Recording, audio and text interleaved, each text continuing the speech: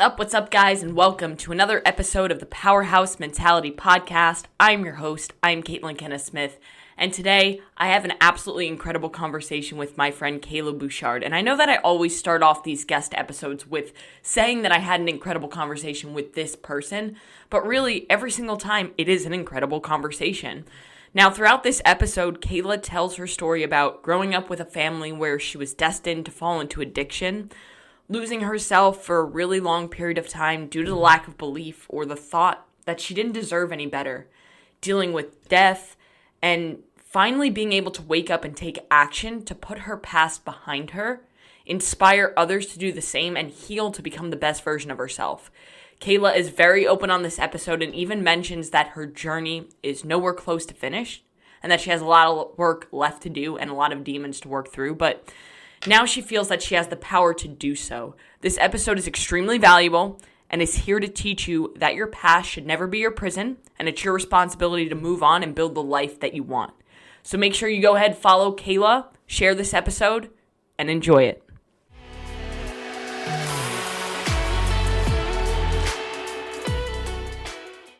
All right, guys, so today I have my good friend Kayla Bouchard, and I honestly, I said your name right? Bouchard? Yep. I love that last name. I know it's not technically yours, but you know what? Now it is. So yeah. Kayla is an incredible human, and I don't think that you give yourself enough credit for how much love and joy you bring into people's lives, because every time that I've been around you, like during the Hidden Summit retreat, it's just like you can't not have a smile on your face because you're just such a great human. Just needed to get that out of the way before we get into the podcast so that people understand that you're not just a random person. I don't have random people on my podcast. I have people on my podcast that I actually want to selfishly have a conversation with, and I know that you can bring incredible value and impact to everybody listening.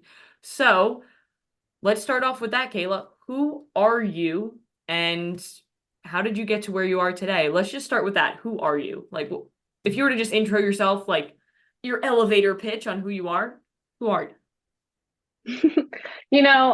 I've thought a lot about how I was going to answer this question just because I'm an avid listener, I know how these things usually start. And this question troubled the living hell out of me because you could ask me, well, who do you want to be? Who are you trying to be?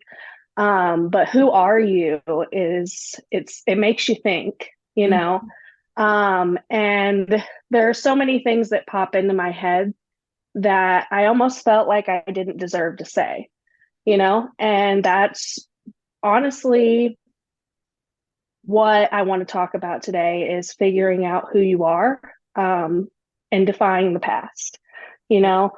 I am a daughter and my mom passed away when I was very young and I didn't have a dad.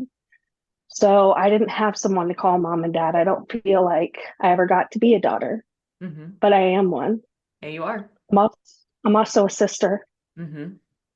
And I didn't really get a chance to be that either, But I try every single day to honor the memory of my siblings because I am a sister. And you do a damn good job of it. I'm just going to put that out there.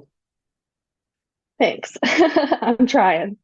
But I'm also a wife, and I have to remind myself every single day because for the last 2 years, we've been together a total of 6 weeks. I'm a military wife, and it is damn hard. Yeah, it is. Yeah, it is. You know what? I know you know. You have it much harder than I do, and I don't like to compare things like that, but Stone has been gone for 7 months out of the last year, but he's been in places where usually I know exactly where he is. I have communication. I know that you have those moments, but I know he's very far away. Yeah, it's something that I never thought I would be in. It's a relationship that I never thought I would be in, a situation, but I would not change it for the world. The time that we've spent apart has only made us stronger. There's things that we've gotten to plan and think about and just see from a completely different point of view. And we joke that there's going to be a day where we're like, you know what? I wish that we were separated, but it's all in good fun, like Yeah. I And cannot I couldn't wait. agree more with you. I think that there's a saying, what absence makes the heart grow fonder, or distance makes the heart grow fonder, or something like that. My mom says it all the time to me. But Yeah. I think it's so true because our relationship, Stone and I, like it is so strong, and it's so much stronger because we're not like we have that time apart, so we understand the time we have together, we appreciate it a lot more. Yeah, and it festers a certain amount of like patience Mhm. with each other, like we've had to experience so much, especially with me having the types of loss that I've seen over the last couple of years while he's been gone. And if you really set your mind to it with a relationship, anything is possible. He's Yeah. found ways to be supportive of me in ways that I can't even express while still being thousands of miles away. And that's just a testament to the bond that you guys have built together, and that's so cool. And I don't think I ever really asked you, but how did you guys meet? So, yeah, we can totally talk about that. So I was actually in Hawaii at this point. So every time I meet someone new and they hear like my husband's in the military, I just moved here from Hawaii, everyone assumes that like I went to Hawaii because we were already married and like in the military. And that's what I I actually assumed just too. no, so I actually just like picked up my shit.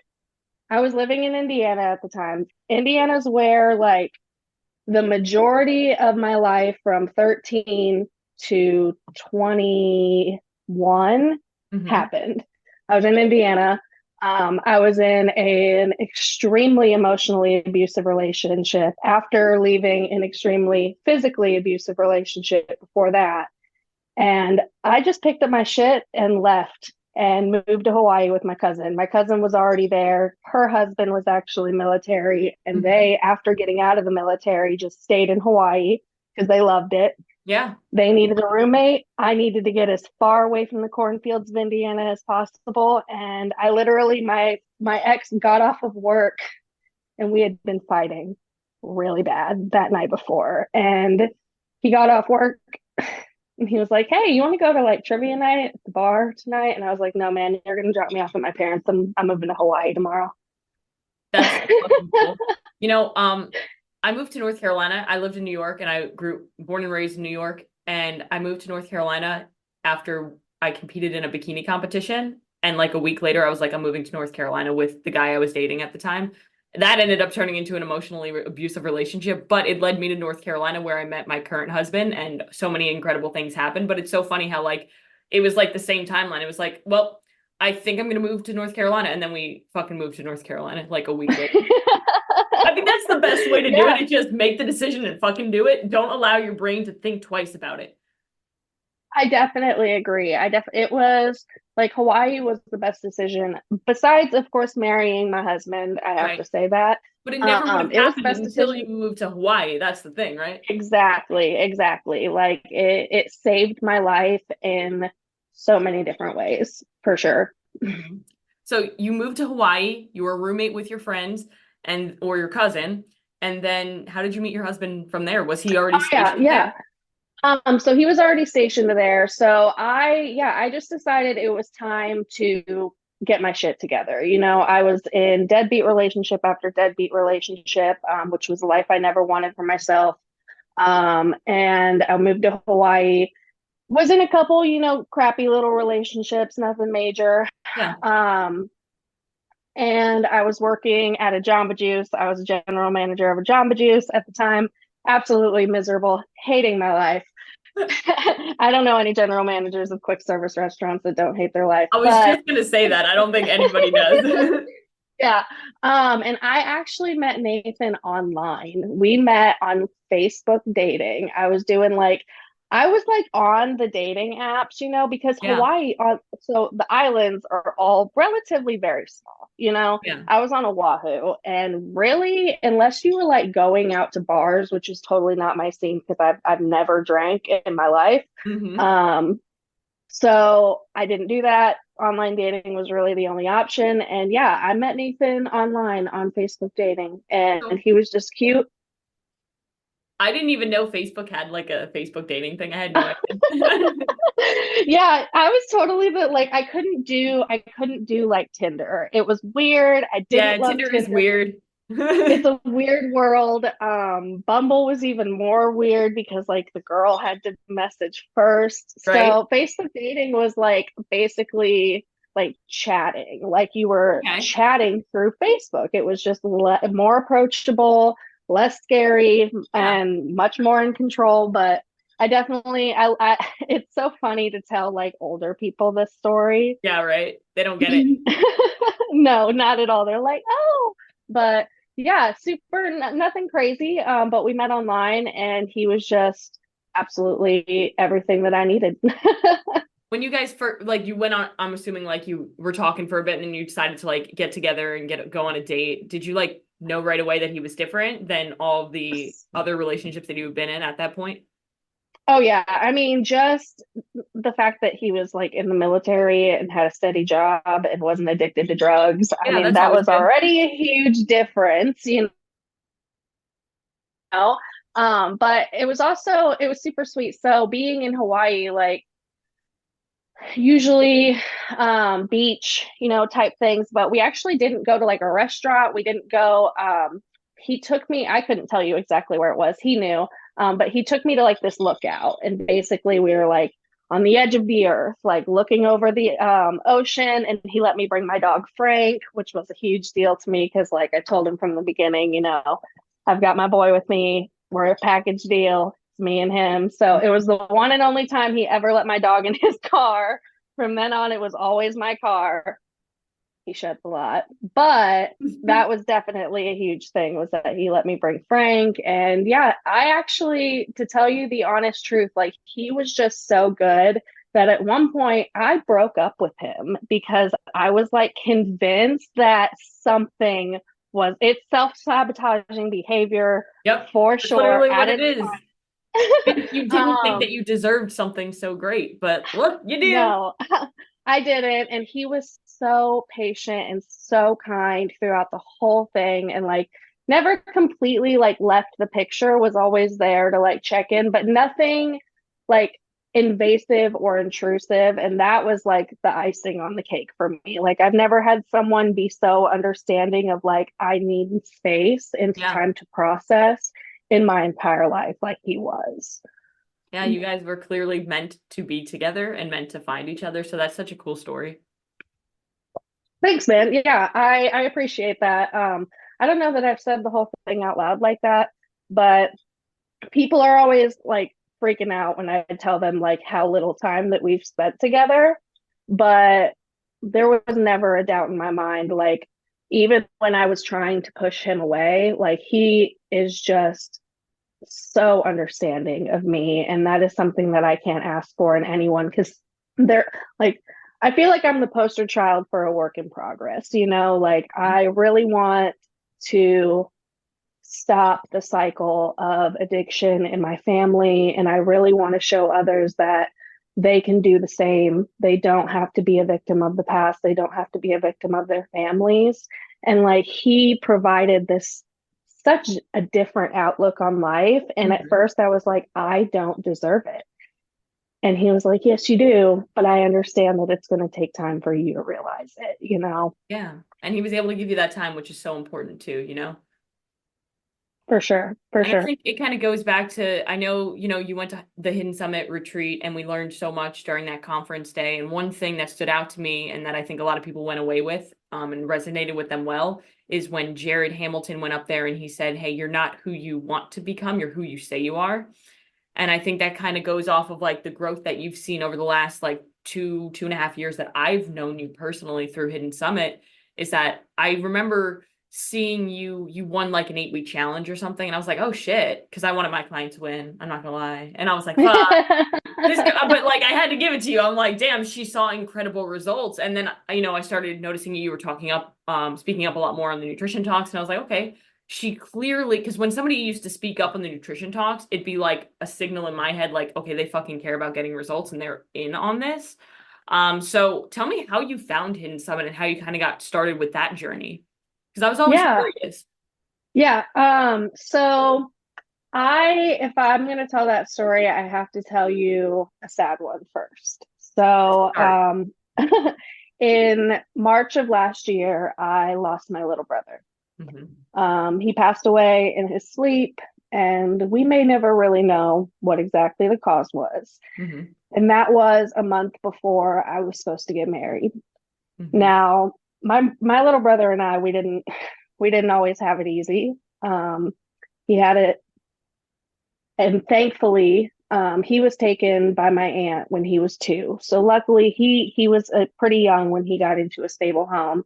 I would join him in that home when I was about 12, Hmm. years later. But he lived with her, and he didn't have a chance to have a relationship with either of his parents. I'm very thankful because of who his dad was, but it was really sad that he didn't get a relationship with our mom. And I'll never forget when he lost his biological dad, a man that he didn't know.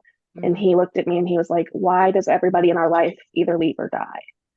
And I told him I would do my best to not be that for him. I wanted to be something else. Like he literally looked at me and was like, "I need a role model." You Yeah. know, what 9-year-old looks at you and says that? And he just wanted someone to look up to. Um, but I told him I was never going to leave him. And I wasn't really always living up to that promise. I wasn't making the best choices in men. I wasn't taking the best care of myself. I was letting him down in a lot of ways. And I was out in Hawaii trying to make it better. I really was. And Yeah. I did. Yeah. Um, but I got the call a month before I was supposed to get married that he passed away. And it rocked my world, man. I didn't know which way was up. I didn't understand. My older brother is also a drug addict, just like my mom was, and I've waited my entire life for that call with him, and I never expected it with my little one. He would have been 21 the following April, so he passed away in March. He would have been 21 in April, right before I got married. And then, of course, we went on with the wedding, Yeah. and it really was the happiest day of my life. Like, it was absolutely incredible. Shout out to my wonderful mother in law. Let me tell you, this woman took care of everything. Like, she planned, I didn't do anything Oh my God, that's so besides awesome. what colors I wanted things to be. And like, I didn't even know what to say for that just because I had never been in a position that I thought I was going to have a wedding. And Yeah. like, she called me and she was like, "I want to give this to you guys. Like, it was her firstborn getting married. Like, it was very important to her. And she did the most phenomenal job. Like, everything at my wedding was absolutely perfect. It went incredible, absolutely incredible. But then I got my pictures back and I didn't love what I saw in those pictures. And it sucks because it really was the happiest day of my life. You know, Nothing could have gone better. I seriously say that. Like, I couldn't imagine it have being a better day. But it hit me that I was not taking care of myself. I wasn't being the best version of myself. I wasn't showing up for myself. And the one thing that I was really focusing on was remembering that promise that I made to my brother, you know? Yeah. And just because he was gone, it didn't mean that I didn't still need to live up to it. And I really decided that day, like, what that promise meant to me. It meant I needed to be the best version of myself for myself, Yeah. not just for him, not just for my family, not just for my husband, but for me, you And that's know? a huge shift from where you began, like to the point where thinking like you didn't even deserve your husband, to saying, you know what? I need to do this not for anybody else, but for myself. Yeah, I mean, not even just with my husband. I mean, 2 years prior to that, I was living with an addict and basically walking in my mother's footsteps. Even though I wasn't an addict, I'd fallen in love with one and I let him put his hands on me when he was using. And it took me going to jail to finally leave him and the case was dropped. I had an amazing lawyer. It worked itself out, justice prevailed, but that's what it took for me to say enough was enough. Yeah. And it was just another reminder when I fell in love with Nathan, what I truly thought of myself at the time. I didn't think I deserved it. And I started scrolling on Instagram, how that wonderful algorithm works. And I ended up finding first, I had heard of First Form and Yeah. I had been interested in their products, but like I didn't have anything that was like, I didn't know anything about macros. I didn't know anything about that. So I ended up finding Katie Stevenson. Hmm. And this was right in the beginning of like Katie Stevenson and Kevin creating Hidden Summit. Like the baby had just been born, Yeah. basically. And I was following her very hardcore. She loves to tell this story too, because I ended up working with her as an advisor in the First Form app. Hmm. And I was like, listen, whatever I need to do to get healthy, I want to be the best version of myself. I have this reason why, like, I am ready to go. Let's do this. And I was just working with her in the app at that point, and I was seeing some progress. And then I completely ghosted her. Completely. And it was one of those things where, in the beginning, you get really, really excited, you dive right in, you go all in, and then something goes to shit and you're Yep. really embarrassed and Yep. you're like, what do I do? Yep. That's why So, whenever a client ghosts me, I never take it to heart. I'm like, they'll be back when they realize that I'm not disappointed in them and that, like, literally, you can't fuck up the journey. You're going to fail. You're going to mess up. It's just, can you get back on track? That's all.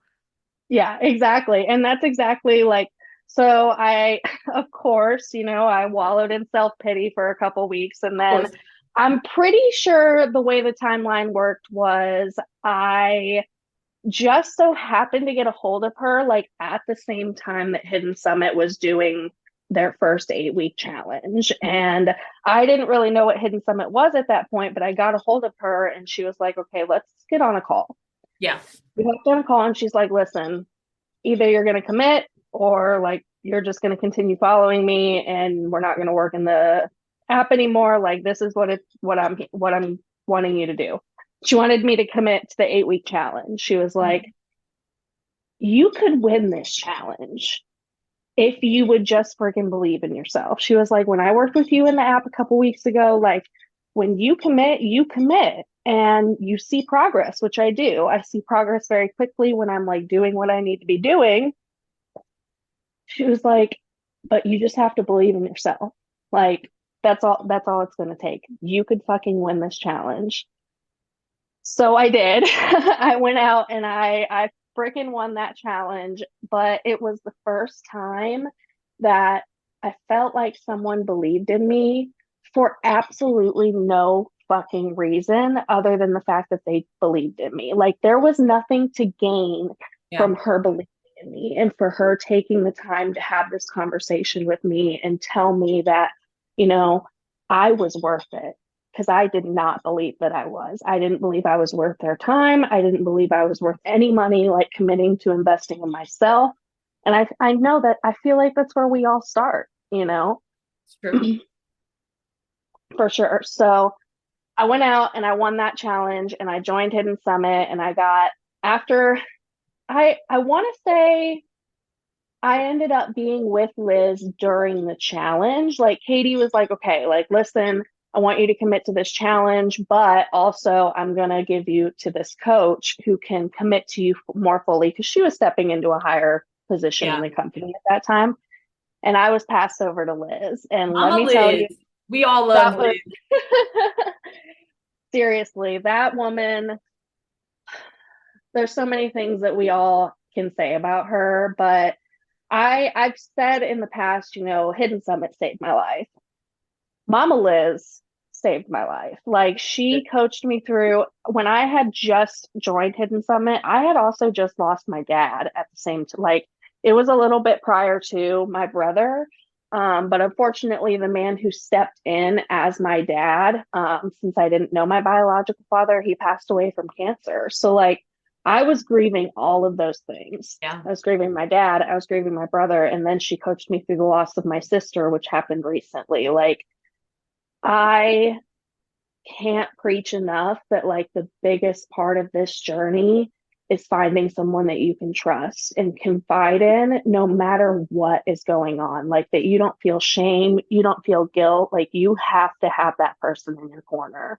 Yeah, I couldn't agree more. Like, even as a coach myself, I have coaches who I can confide in when Eric is a little bit more like when I'm being a little bitch. Eric just tells it to me straight and helps me. But, we all have different goals, right?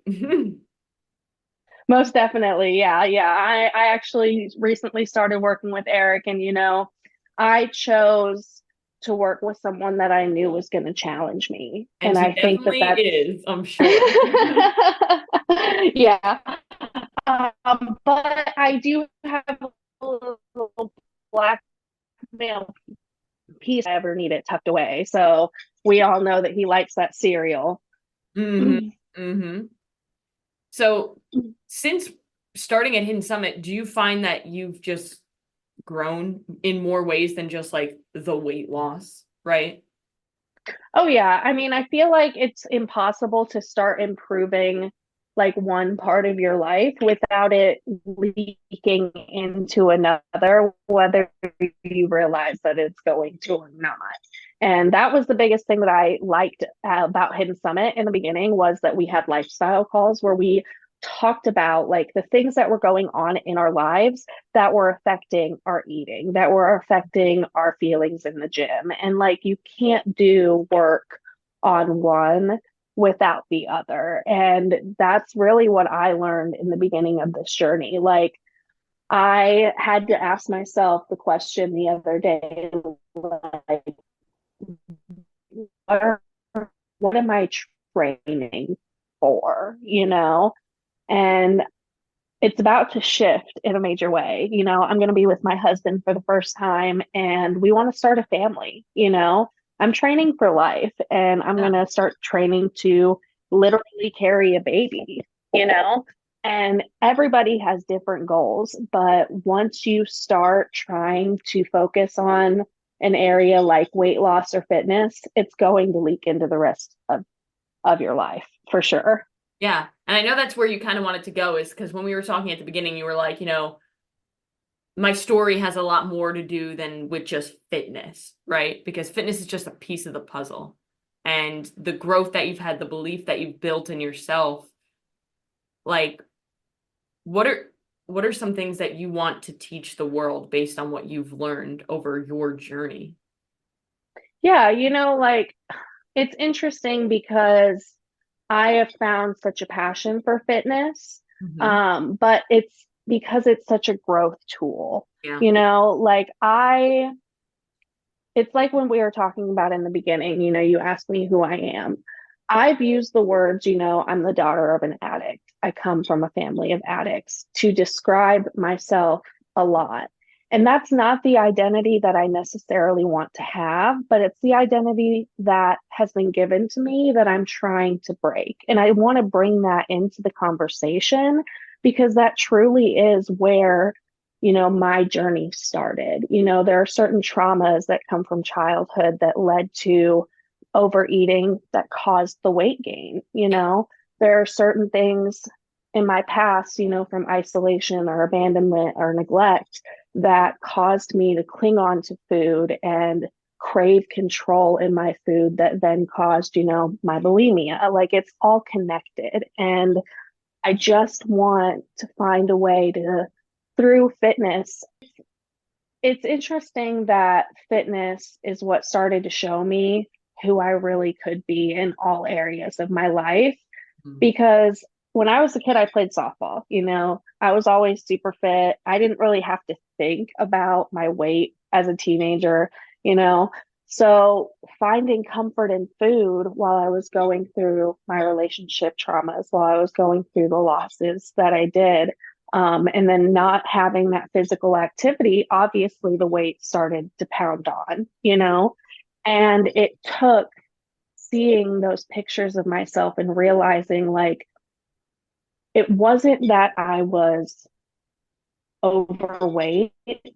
It was that I don't feel good in my own skin. Yeah. I don't like the person that's staring back at me. I didn't feel at that time. I was so tired. I was so miserable. All I wanted was a desperate change, and finding that I could do that through fitness really opened up my eyes to I can do anything if I set my mind to it, despite whatever traumas in my past, despite what is thrown at me in the process, because unfortunately, those things are still happening from day to day. And finding a way to incorporate a healthy lifestyle despite those hard things has just empowered me to find a way to become better in all aspects of my life. Yeah, 100%. Now, I know that you speak about how, you came from a family of addicts, like your mother was an addict, your older brother addict.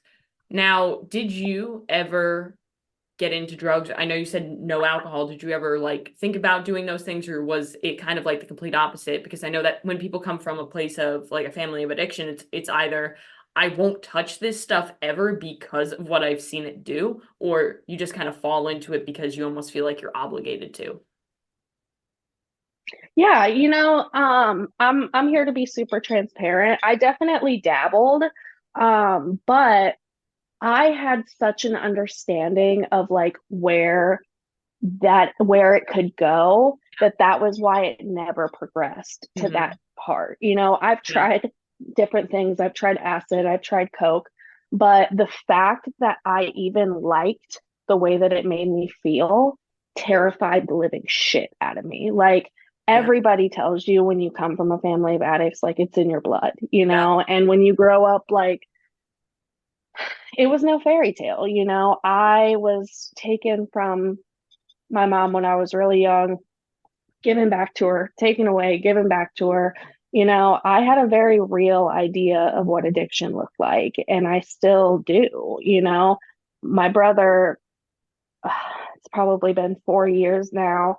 But at one point, he hopped on a plane. He literally was like, "Hey, it's time for me to get clean. I'm going to hop on a plane and come to you." And he spent the next 2 weeks detoxing on my couch. Like, I know where it leads. So it's a very real everyday decision that I have to make. Now, I've smoked cigarettes like it was nobody's business for a very, very, very long time. So let me tell you, the addiction is, and it's an active choice every single day not to smoke. Like it Yeah. really is.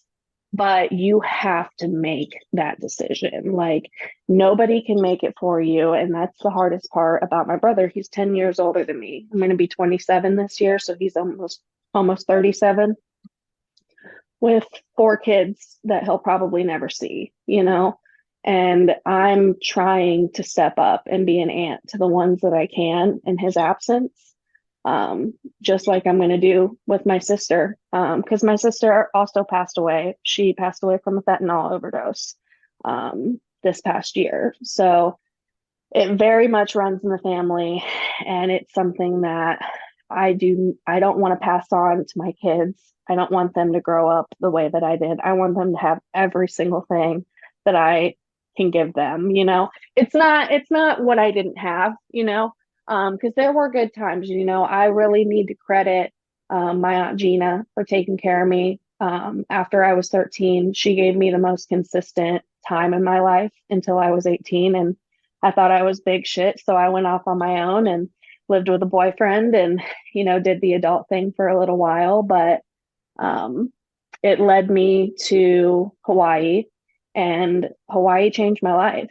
That was where I decided to give up smoking. I got my dog. I wanted to be able to give him the best life possible as he was passed out on my bed with his tongue hanging out. um, but addiction is a very hard thing to ignore when it runs in your bloodline. So, have I ever had an active addiction to a heavy drug? No. Um, but I probably could say that I'm an addict because there are real things that I've struggled with, you know, and it's an active choice not to fall down that road every single day. And I've watched my brother use the exact same reasonings that I have not to use to use. Yeah. Yeah. Like you said, it really is in the blood. Like I've gotten told that my entire life because my entire dad's side of the family at one point, all of them, and he has 7 brothers and sisters, have been addicted to something, whether it be a hard drug or alcohol or something. And then my dad was addicted to drugs, and I got to witness it myself. And it's the reason why I never would take part in that. And I talk to my mom about it all the time, where I'm like, she'll randomly say, be like, "Oh, you know, I kind of got lucky with you kids because you guys never like fell into like the drugs or the alcohol that a lot of them do in high school." And I was like, yeah, because I've been put in situations where it's like, hey, you could have this cocaine. And I knew kind of what you said earlier is like, I don't want to know how good it feels because I know that I won't be able to stop. Because I do have an addiction to, that's how I got my eating disorder, is I was addicted to having control over what I was consuming and addicted to exercise. So, you know, it's still like an everyday decision that when Eric sends me my programming, hey, go all in on this and don't do anything else, you know? Now, when Eric sends me my programming, it's very difficult for me now at this point to say, I can do more after this because I physically can't. My body is broken after I do his programming. But like I struggled for a while when I would have coaches and I would do extra stuff because I felt like it was never enough, you know, kind of like an addict would.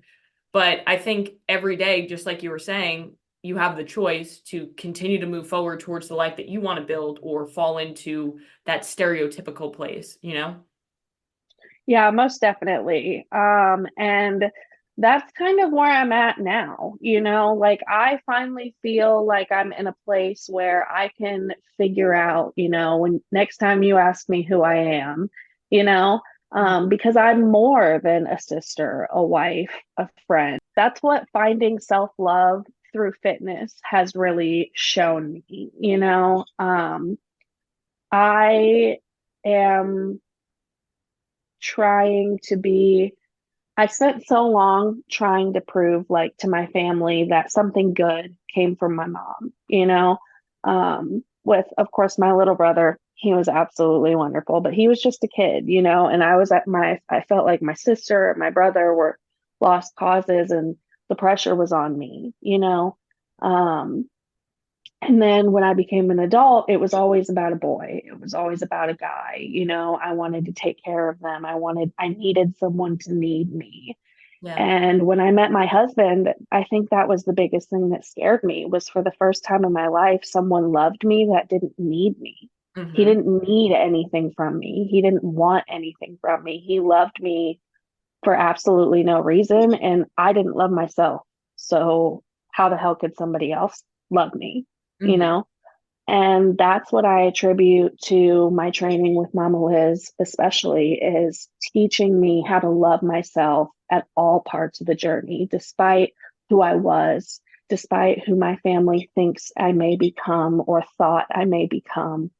I know who I want to be. And it is okay to love myself at every part of the journey while wanting to be a better version of myself.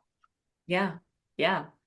And it's kind of like the old Kayla is, you know, you don't have to worry about that person because this is like the new Kayla, the person who has that self-love, who knows that she can do badass stuff. And, you know, do you have a direction where you're wanting to go next? Like, 'cause I know you've been on this journey and you're really hitting like a tipping point where you're like, I really truly believe in myself. I have this self-love for myself. So does that empower you to want to do different things or more things in fitness, but also outside of fitness? Yeah, so I actually, when I left Hawaii and I moved to Texas, I made the decision to start working in a gym. So I Hmm. left the restaurant world, which is where I've been my entire life.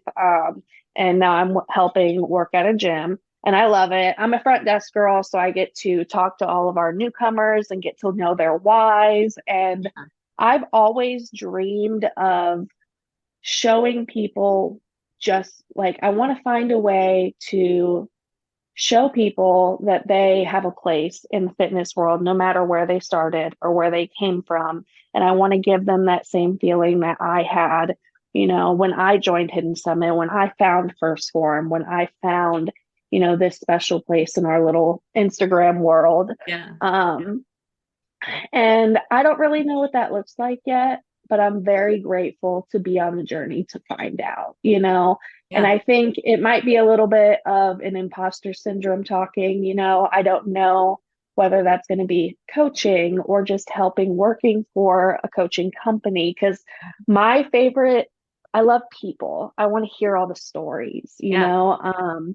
But my story is still in progress. So I feel like there's a lot of work that I need to do before I can figure out what that next step is.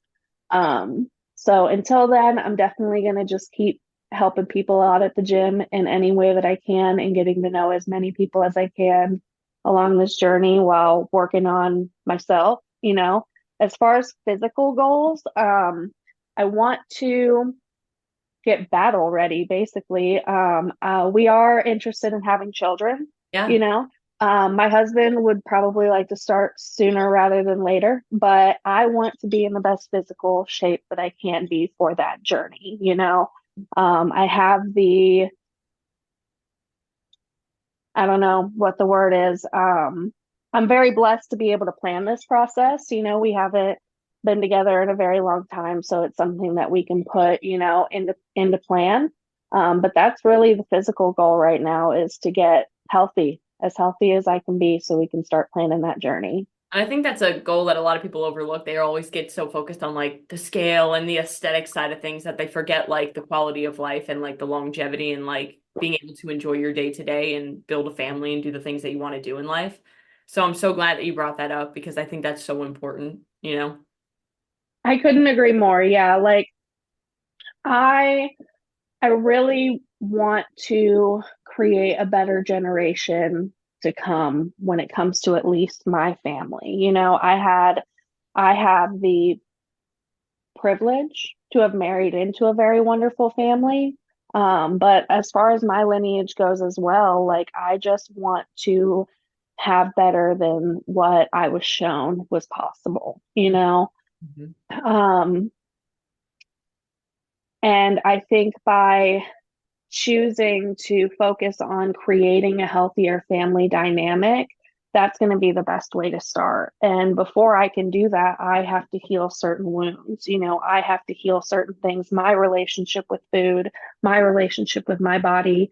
So hopefully that I can cultivate those things in my children. Yeah, and you know what? You're working on it. And that's what not a lot of people can say. Most people either are completely unaware that they have these issues, and most people do have some sort of issue with a relationship with food, or they've done the work to fix it, you know? Yeah, it's definitely not easy. And I feel like now that I've done so much work, you know, with food and with Liz, and I've seen a lot of progress physically, like it's time to just take it one step deeper. I'm ready to do the even dirtier work of healing some of those past traumas. And I really feel like it's a responsibility of us to do so. Like, I absolutely refuse to buy into this victim mentality. Like, I had a shitty childhood. Hmm. I'm just going to say it. It was not ideal, but you know what? That does not define who I am unless I let it, and I'm not going to let it anymore. But it's my responsibility to heal from those things. Even though it wasn't my fault that they happened. It's time to move on. It's time to heal and create a better generation to come. Mm. Man, that was beautiful because I think that, everybody has terrible, terrible things that happen to them at some point in time in their life, whether it be like they had a terrible childhood or they just have something horrific happen to them. And what most people do is they do fall into that victimhood mentality where they allow that past to become their prison. And it's the reason why they can't do the things that they want to do in life. However, those who are most successful are the ones who allow their past to become their power. And it's the reason why they do the things that they do in life, because they're able to heal and they're able to forgive, forget, move forward, and just become the person that they're meant to be. Yeah, man. I mean, That actually makes me think of an episode of Real AF with Andy Frisella. He was talking about victim mentality, and he was talking about how like there's no bravery in that. Like everybody's got shit and nobody's stuff is worse than, I don't care what you say. Like your stuff is just as hard as mine was, and Right. I am here to listen. But the bravery comes from moving on, from taking it and making something out of it and not repeating the cycle. And that's what I want to be able to show other people. Like that is possible. It doesn't have to start with fitness, but when you start on that journey to become the best version of yourself, fitness is going to be on that path. Like, I'm sorry to tell you, but becoming the best, healthiest version of yourself, it's just going to follow in. Like, you can't escape it. It's just Yep. going to happen. That's a fact. And the only way for you to kind of step into your full potential is to become the best version of yourself. And like you said, health is a huge part of that because I used to say it to my brother all the time because he used to struggle with like, being consistent with fitness and nutrition because he would always put it on the back burner because he was very successful at his job and be like, oh, well, I make this much money, so I'm really successful, so I can put these things on the back burner. And I'm like, man, health is the foundation. Could you imagine how much more money you would make if you had more energy, felt better throughout your day, you were more active? And now he sends me like, I don't know, he uses like the Lose It app, I think, and he sends me like little screenshots of when he hits certain like weight loss milestones. It says you've lost as much weight as a baby bear or some shit like that. So like he's lost Cute. 70 pounds since me and my husband got married over That's 2 years awesome. ago. Yeah, right. And he's doing like he was texting me before we got on this call and he just got like his Just Meats order and he's like, this is so great. Like I'm so excited to like use this and make my meal prep. And it's just like so cool hearing him now being able to do it sustainably.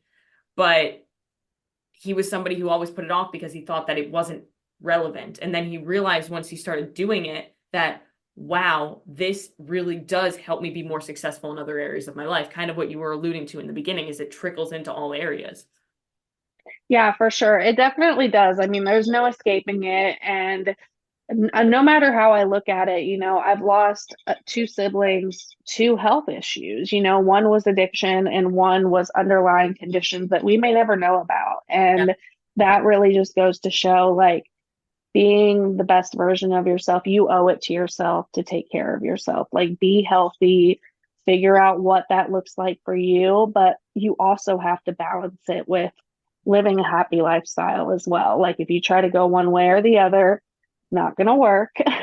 But that's where I'm at is like it's time to find that balance. It's time to make this, part of who I am as a person and no longer like, a diet or no longer I just want it to be the whole picture. Yeah, absolutely. And, I'm so proud of you for what I've seen in the growth that you've had and the whole story that you've told. And, one last question I have for you is what would you tell somebody who's in a position where they kind of feel lost? They want to start something, but they're afraid to start. What would you tell that person? You just got to believe that you're worth it, like that's the hardest part. Like the person that you want to be is just on the other side of that hill, but the only person that can take that first step is you. And you don't deserve to be judged by your past. The person that you are, the person that you were yesterday, that person's gone.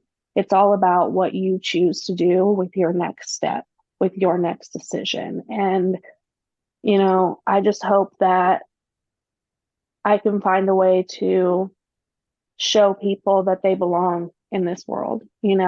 I questioned that for a really long time. And I was very thankful for the people in our community and Mama Liz for reminding me that I belong in this world and I'm here to stay.